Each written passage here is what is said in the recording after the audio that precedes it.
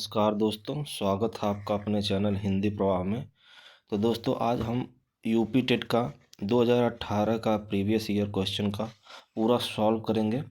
और देखिए, ये जो प्रीवियस ईयर क्वेश्चंस होते हैं ये आपकी परीक्षा में 2-4 क्वेश्चन ज़रूर पूछे जाते हैं। तो आप जितने भी आज तक यूपी टेट की परीक्षाएं हुई हैं सारे प्रीवियस ईयर क्वेश्चन को ज़रूर करिएगा। चलिए शुरू करते हैं। पहला प्रश्न है, प्रागैतिहासिक में किस उपसर्ग का प्रयोग हुआ है। मतलब आपको बताना है प्रागैतिहासिक में कौन सा उपसर्ग है। तो ऑप्शन ए है इसमें देखिए सी आ गया। चलिए देखते हैं। सी प्राग, बी प्राग और डी प्रागैति। देखिए इसका सही उत्तर हो जाएगा प्राक।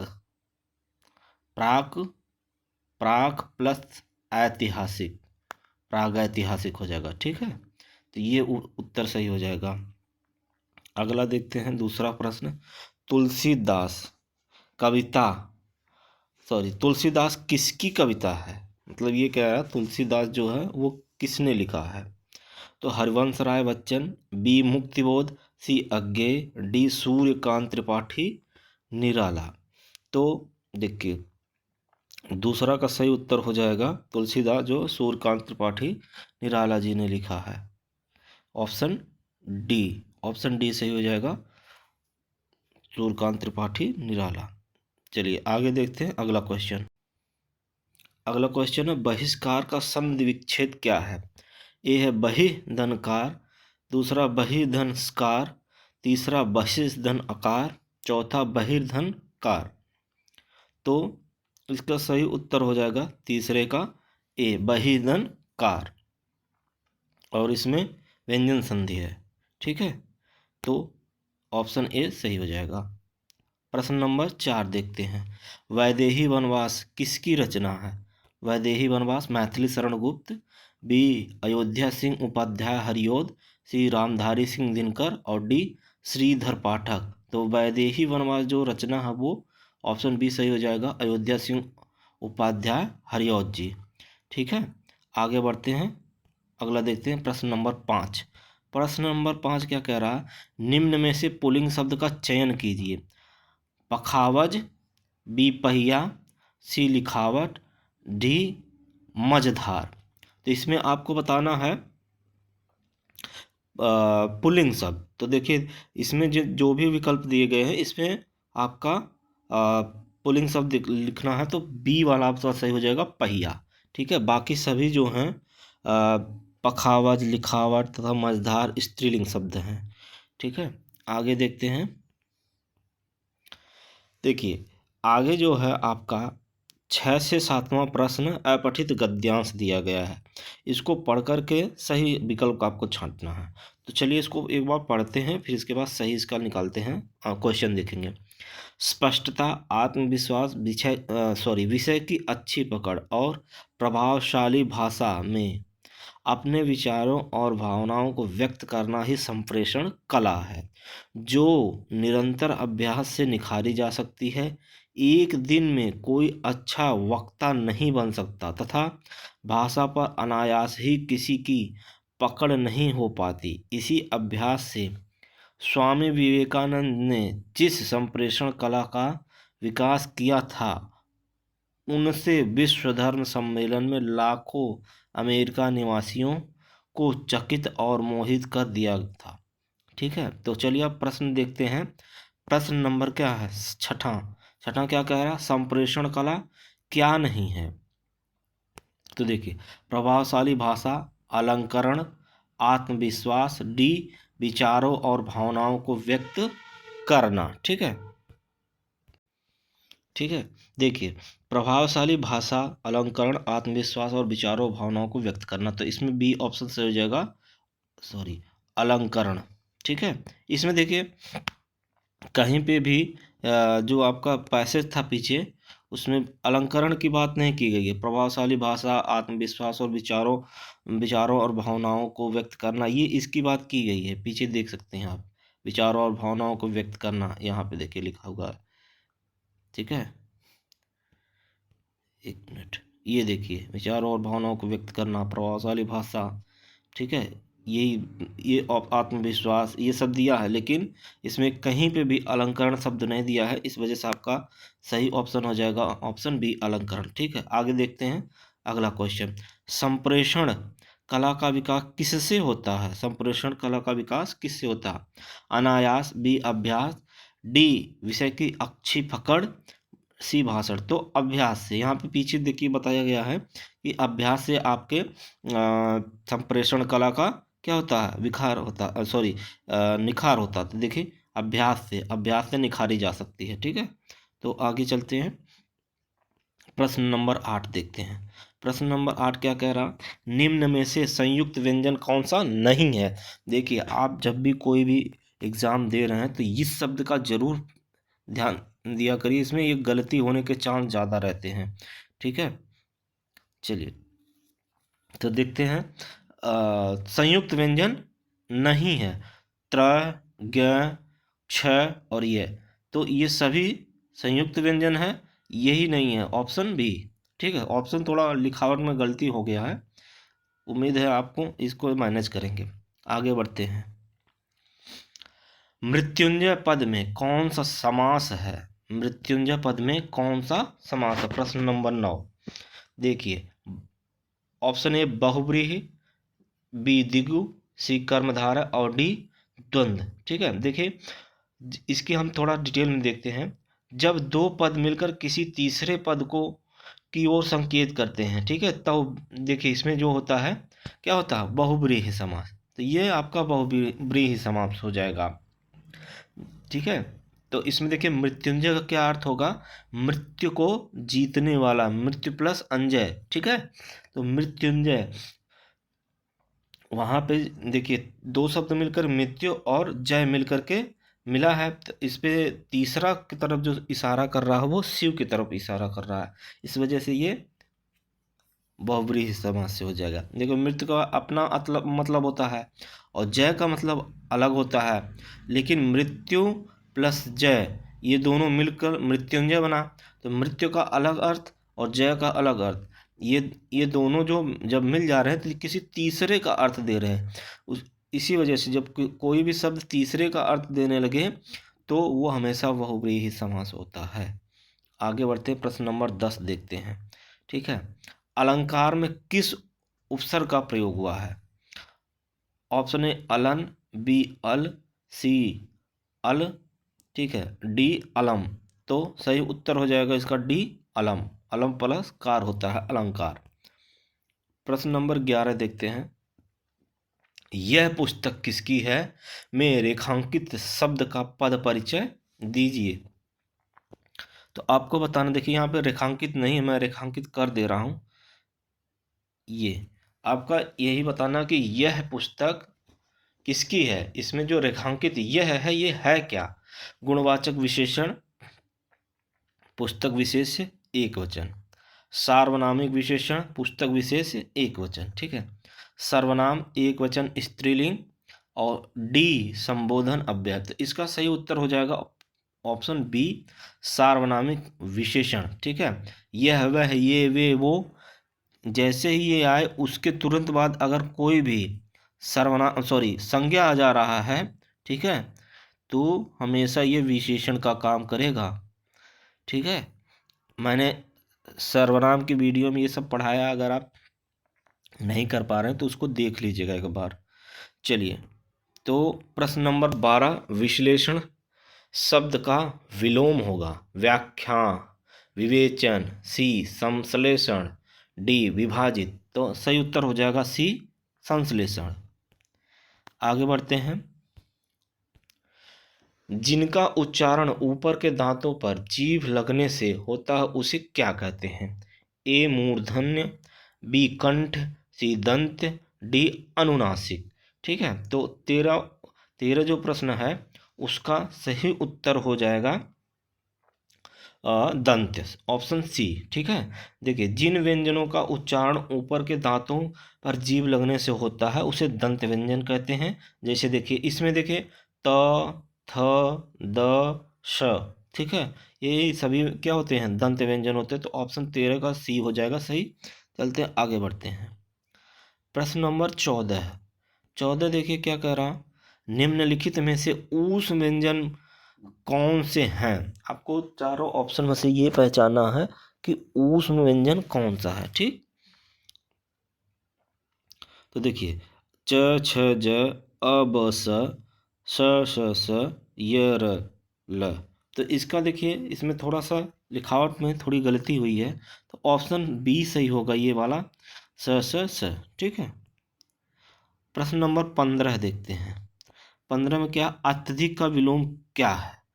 अनधिगत, अत्यल्प, अत्याधिक, अनधीन।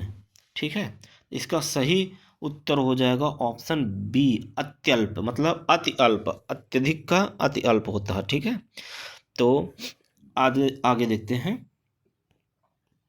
प्रश्न नंबर 16, रित का विलोम क्या है। विकीर्ण, अनृत, वक्र, अनैक्य। तो प्रश्न नंबर 16 का ऑप्शन बी सही हो जाएगा, अनृत। ठीक है, चलिए आगे बढ़ते हैं। प्रश्न नंबर 17, संकल्प शब्द में उपसर्ग बताइए। संकल्प में तो सन, ऑप्शन बी सम, और डी सक, और संक। देखिए इस तरह का जब भी आपको कहीं पे भी उपसर्ग पूछे अंक बिंदी वाला, तो हमेशा स पे और मैं कर दीजिए, सम हो जाएगा। ठीक है, जैसे इससे पहले हम लोग पढ़े थे अलंकार का। अलंकार कब देखे थे कि नहीं देखे थे, तो अलंकार। ठीक, तो अलंकार में तो एक क्या था, अलम था कि नहीं था, तो इसी का अलम हो जाता है। ठीक है, तो ऑप्शन बी सही हो जाएगा इसका, ऑप्शन बी सम। चलिए आगे देखते हैं। प्रश्न नंबर 18 क्या कह रहा, मुझसे खड़ा भी हुआ नहीं जाता, इस वाक्य का वाच्य होगा। कर्तवाच्य, भाववाच्य, सी कर्मवाच्य, डी अन्य। तो देखिए जब भी इसमें देखिए भाववाच्य होगा, इसको हम डिटेल में थोड़ा देखते हैं। जब भी इस तरह का मतलब यहाँ पे दिखाए कि मुझसे खड़ा नहीं हुआ जाता, ठीक, चला नहीं जाता, सोया नहीं जाता, तो इस तरह का हमेशा भाववाच्य होगा। ठीक है, यहाँ पे भाव की प्रधानता है, इस वजह से यहाँ पे क्या हो जाएगा, भाववाच्य हो जाएगा। आगे देखते हैं, प्रश्न नंबर 19 पे चलते हैं। प्रश्न नंबर, तद्भव और उनके उसके तत्सम का कौन सा मेल गलत है। लुनाई, लावण्यता, लौंग, लवंग, आत, अंत्र, आयस, आदेश। तो इसका सही उत्तर जो हो जाएगा इसमें आत और अंत्र। ठीक है, आत और अंत्र। तो इसमें देखिए अंत्र के स्थान पर आंत्र होना चाहिए था। क्या होना चाहिए था, आंत्र होना चाहिए, ये सही है। ठीक है, ये गलत कर दिया है इस वजह से। चलिए आगे बढ़ते हैं, बाकी तीनों विकल्प जो दिए हैं वो सही हैं। प्रश्न नंबर 20 में क्या कह रहा है कि लेखक और उसकी रचना का कौन सा जोड़ा गलत है। ये आपको ध्यान देना, गलत देखना है। ठीक है, स्कंदगुप्त, लक्ष्मी नारायण मिश्र, संस्कृत के 4 अध्याय रामधारी सिंह दिनकर, रसज्ञ रंजन आचार्य महावीर प्रसाद द्विवेदी, अशोक के फूल आचार्य हजारी प्रसाद द्विवेदी। तो 20वां का जो उत्तर सही हो जाएगा ये ए वाला सही हो जाएगा। ठीक है, ये स्कंदगुप्त जो है लक्ष्मी नारायण मिश्र की रचना नहीं है, ये जयशंकर प्रसाद का एक नाटक है। अतः तीनों जो विकल्प हैं वो सही हो जाएंगे, ये वाला आपका गलत हो जाएगा। ठीक, आगे बढ़ते हैं। प्रश्न नंबर 21 पे चलते हैं। कवि और उसकी रचना का कौन सा जोड़ा सही नहीं है। ठीक है, तो पहला है परिमल सूर्यकांत त्रिपाठी निराला, बी शिवराज भूषण भूषण जी का, शब्द रसायन देव, उद्धव शतक भारतेंदु हरिश्चंद्र। तो इसमें भी देखिए सही नहीं है, जो यही देखना है। ठीक है, गलत आपको बताना है। तो 21 का जो हो जाएगा वो डी हो जाएगा। उद्धव शतक जो होता है वो हरिश्चंद्र का जोड़ा सही नहीं है, क्योंकि उद्धव शतक जो है जगन्नाथ दास रत्नाकर जी की रचना है। ठीक है, तो ये आपका जगन्नाथ दास रत्नाकर हैं, उनकी रचना है, भारतेंद्र हरिश्चंद्र जी की नहीं है रचना। ठीक है, बाकी तीनों विकल्प जो हैं वो सही हैं। आगे देखते हैं प्रश्न नंबर 22। लेखक और उसकी कृति के युग में कौन सा युग्म गलत है? इसमें भी देखिए आपको गलत ही देखना है। आर्यों का आज देश, डॉक्टर संपूर्णानंद। बोला से गंगा, राहुल सांस्कृत्यायन। सूरज का सातवां घोड़ा, धर्मवीर भारती। दर्शन दिग्दर्शन, रामचंद्र शुक्ल। तो इसका देखिए 22 का आपको सही ऑप्शन हो जाएगा डी, दर्शन से दर्शन दिग्दर्शन रामचंद्र शुक्ल की रचना नहीं है। ठीक है, चलिए 23 में क्या कह रहा है? विराम चिन्ह की दृष्टि से कौन सा वाक्य अशुद्ध? हाँ, मेरा यही विचार है।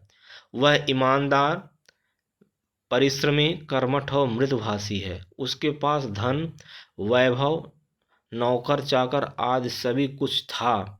आप हमारे घर आना चाहते हैं तो आइए, ठहरना चाहते हैं तो ठहरिए। इसमें देखिए इसका सही उत्तर हो जाएगा ए, ऑप्शन ए सही है। ठीक है, यही मतलब इसमें गलत है तो इसी को हम सही कर दे रहे हैं।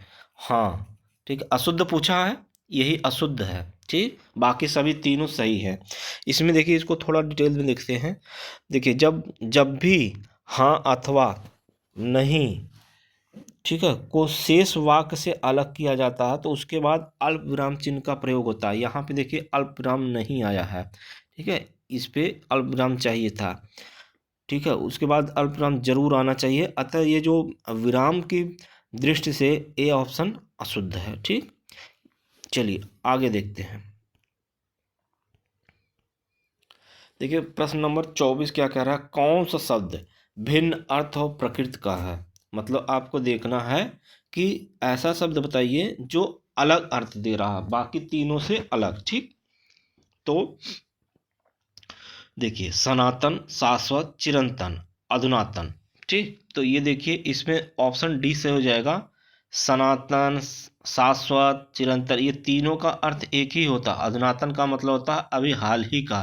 सनातन या बहुत मतलब होता है बहुत ही पुराना। ठीक है, तो ऑप्शन डी सही हो जाएगा। आगे देखते हैं।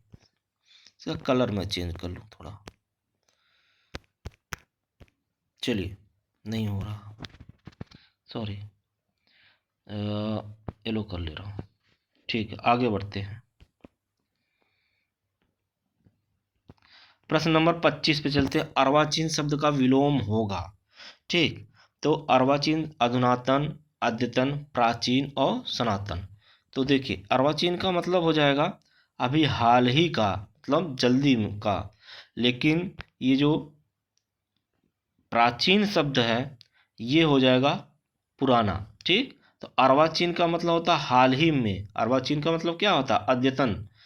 ये सब सही एक ही मतलब। अधुनातन, सनातन, सनातन नहीं, ये अधुनातन का मतलब होता है अभी हाल ही का। ठीक, और देखिए प्राचीन का मतलब होता है पुराना। इसका सब विलोम पूछा है। ठीक, चलिए आगे देखते हैं।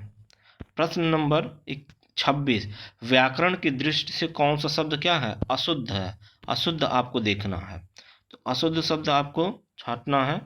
तो इसमें देखिए विभीषण, गृहिणी, विरहिणी, जगत गुरु।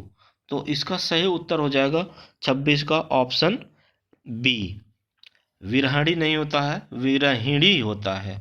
ह पे ह्रस्व ई की मात्रा होनी चाहिए यहाँ पे, विरहिणी। ठीक है, चलिए आगे बढ़ते हैं। प्रश्न नंबर 27 देखते हैं। प्रश्न नंबर 27 क्या कह रहा? निम्न में से कौन सा युग्म गलत है? इसमें भी गलत ही देखना आपको। मुट्ठी गर्म करना, रिश्वत देना, लुटिया डुबोना, सारा काम चौपट होना, सब जवाब दिखाना, हरा भरा करना, माई का लाल, साहसी व्यक्ति। इसका सही उत्तर हो जाएगा ऑप्शन सी। ऑप्शन सी सही हो जाएगा। ठीक है, देखिए सब जवाब दिखाना मुहावरे का अर्थ होता है लालच देकर बहकाना। ठीक है, इसका सही उत्तर हो जाएगा लालच देकर बहकाना, लेकिन इसमें लिख दिया हरा भरा होना, गलत है। प्रश्न नंबर 28। प्रश्न नंबर मेरी भव आधा हरव, राधा नागर सोय, जा तन की झाई पर श्याम हरित दुति होय। उपरोक्त दोहे में कौन सा अलंकार है? श्लेष, अन्योक्त, यमक और डी कह रहा है रूपक। तो इसमें देखिए ऑप्शन ए सही हो जाएगा, श्लेष अलंकार है। ठीक है, क्यों? इसकी देखिए व्याख्या देखते हैं। देखिए यहाँ पे जो हरित शब्द दिया गया है, हरित, ठीक, इसका दो अर्थ है। एक तो अर्थ है आपका, देखिए पहला अर्थ जो है वहाँ पे है हरा रंग, और दूसरा अर्थ होता है प्रसन्न होना। ठीक है, तो यहाँ पे कौन सा अलंकार है? श्लेष। जब एक ही शब्द के दो अर्थ दिए जाते हैं, ठीक है, तो वहाँ पे कौन सा होता है? श्लेष अलंकार होता है। आगे बढ़ते हैं, प्रश्न नंबर 28 देखते हैं। ठीक, गौशाला में कौन सा समास है? बहुव्रीहि, बी तत्पुरुष, सी द्वंद्व और डी द्विगु। ठीक है, तो 29 का 20 ऑप्शन से हो जाएगा गौशाला, सॉरी। ठीक है, बी, देखिए गायों के लिए शाला। ठीक है, शाला का मतलब होता है घर। आगे बढ़ते हैं, देशभक्ति में कौन सा समास है? ऑप्शन ए तत्पुरुष, बी द्वंद्व, सी कर्मधारय, डी द्विगु। तो देखिए देशभक्ति में इसमें भी तत्पुरुष समास हो जाएगा, ऑप्शन ए। ठीक है, तो देखिए इसका जो होगा देश के लिए, इसका जो समास विग्रह होगा देश के लिए भक्ति। ठीक है, तो ये रहा आपका 30 क्वेश्चन। उम्मीद है आपको पसंद आया होगा। दोस्तों वीडियो में थोड़ा सा फ्लैक्चुएशन हुआ है, आगे पीछे आवाज़ हो जा रही थी, तो इसके लिए क्षमा चाहेंगे। और दोस्तों प्लीज़ अगर आप इस वीडियो में नए हैं, ठीक है, तो प्लीज़ वीडियो को लाइक कर दीजिएगा, चैनल को सब्सक्राइब कर दीजिएगा, क्योंकि मुझे आपके सपोर्ट की ज़रूरत है। और दोस्तों अभी तक जितने भी यूपी टेट के एग्ज़ाम हुए हैं, मैं सारे एग्ज़ाम को जो प्रीवियस ईयर क्वेश्चन है मैं लेकर के आऊँगा। अगर आप ये करना चाह रहे हैं तो आप प्लीज़ एक बार कमेंट ज़रूर करिएगा। कमेंट करने से मेरा हौसला बढ़ता है। तो आप मुझे बताइएगा कि मैं, अब देखिए अभी ये 2018 का था, ठीक है, प्रीवियस ईयर क्वेश्चन 2018 का था, तो अब मैं चाह रहा हूँ कि 2011 से शुरू करूँ। 2011, 12, 13 इस तरह से। अभी तक देखिए 2021 तक का या 20 तक का हुआ है, मैं एक बार कंफर्म कर लूँगा। 20-21 तक का जितना भी यूपी टेट के एग्ज़ाम हुए हैं वो सारे अब मैं कंप्लीट करा दूँगा। ठीक है, तो चलिए आज के लिए इतना ही, फिर आगे अगले वीडियो में, तब तक के लिए जय हिंद, जय भारत।